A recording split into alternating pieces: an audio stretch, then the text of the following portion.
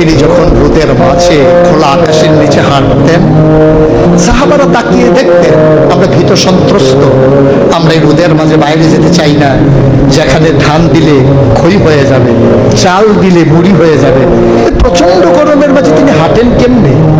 অবাক বিশ্বে উপরের দিকে তাকিয়ে দেখতেন নবী হেঁটে যায়, আর নবীর মাথার উপরে একটা মেঘের টুকরা ছায়া হয়ে হয়ে পাশে পাশে যায়। এবড়ো থেবড়ো পাথরগুলোর উপর দিয়ে আমার নবী যখন হাঁটতেন, পাথরের কোনা বের হওয়া পাথরে সবাই হাঁটতে ভয় পেতেন, অথচ নবী সেই এবড়ো থেবড়ো পাথরের উপর দিয়ে হেঁটে যেতেন। তারা চিন্তা করতেন নবীর কদমের নিচে এই শক্ত পাথর পড়লে উনি কি ব্যথা পান না? পরীক্ষা করার জন্যে পেছনে পেছনে অনেকেই দৌড়াতেন। দৌড়ে দৌড়ে নবীর কদম মুবারকের নিচে যে পাথর পড়ে গিয়েছিল ওরা হাতে তুলে দেখতেন নবীর কদমের সম্মানে শক্ত পাথর তুলার মতো নরম হয়ে গেছে। এ নবী আমার, এ নবী আপনার নবী, এ নবী আমাদের নবী।